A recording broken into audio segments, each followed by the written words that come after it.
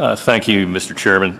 I'd like to go off on something that Mr. Pascrell had mentioned, really a follow-up to the joint discussion that we had in the library earlier in the week. Just as one point, I think that's important to clarify the way the record came out. It wasn't just members of the past administration who were party to framing this problem. I sat in the hearings in the Financial Services Committee and actually watched the majority chairman, the Democratic chairman of the House Financial Services Committee, and then the chairman of the Senate Banking Committee agree and, in fact, ignore the warnings of many members on both sides of the aisle who were attempting to prescribe the use of these funds, because the very thing that has happened is really no surprise. I find it a little disingenuous that the Secretary, in fact, is reacting to this based on the fact that he was governor of the New York Fed that was intimately involved in setting up the contractual relationships of how this went. And I want to come back to, I think, a bigger picture, and this is really was the thrust of my question before. Not so much a party issue, and I truly believe that at the root of problems like this, it's not a Democrat or a Republican issue, but we have a flawed process issue in how the agencies are functioning. First of all, we had this unprecedented transfer of unaccountable power to the executive to place taxpayer money into the private sector. And I may oversimplify this in where we go with it, but I guess the concern I have is we've had this change that's take place. Is there a bigger constitutional question here? Do you believe that we need to have the ability to dive in and see what was done with those assets specifically? And where I would go into a parallel before I follow on with a couple of sub-parts of the question, if I owned 80% of a corporation, I know for a fact that I could see every aspect of the books of that corporation if I so desired, by simply calling an emergency board meeting and determining that I would be given that access. Why can't we do that here and see this? Because I suspect that there'll be more culpability in the details when we get down there, if you were to have access, and especially the chairman and ranking member. I mean, I do, certainly the Fed and Treasury do have that degree of access. Yeah. I'm saying for you personally, they're obviously not sharing this information.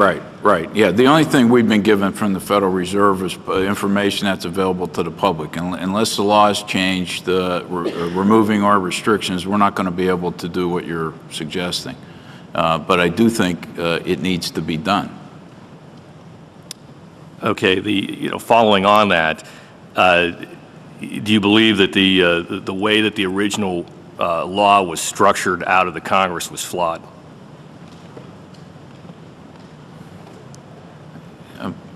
Basically, I guess my view on it would be is that given the original explanation of what it was to be used for, I'm just speaking from GAO's standpoint, and in terms of what our authority would have been, I think we would have been fine if they would have purchased the toxic assets. Since they shifted the plans first to the capital purchase program, that created a little bit of a dilemma for us.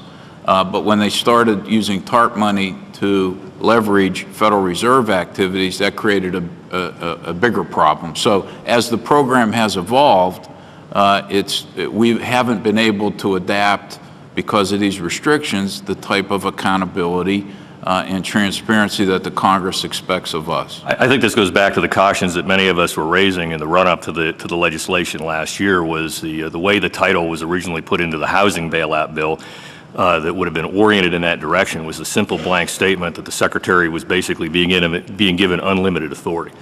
And the only real question in the votes last fall was raising the debt ceiling rather than actually the mechanics of how it would be done. And seeing that Secretary Geithner seems to be carrying on the same desire for the same responsibilities that Paulson had asked for in the previous administration, I would really question the competence of how this is being carried out. So you agree that we have to have some type of an audit mechanism to see that, and hopefully we will work from this committee to bring that forward. Just as an aside, the President made a comment this past week that Secretary Geithner was making all the right moves. Do you agree with that statement? Just from a forensic audit standpoint, you don't have the information that's available. We have numbers instead of names for people. I mean, and this would be an outrage in the private sector if the owners of a business, and certainly we as taxpayers own it now. How do you feel about that? Well, basically, you know, what I would say is it relates to the recommendations that GAO has made about how to improve the program, that they're making progress, but they're not there yet. So from the standpoint of fully implementing our recommendations, I would say they need to take additional steps in order to do that. And I would say the exact same with our recommendation. Okay, thank you. Well, we'll try to work closely with you and follow on from the discussion earlier in the week and with the chairman of the committee to address that blank spot. Thank you very much. Yield back.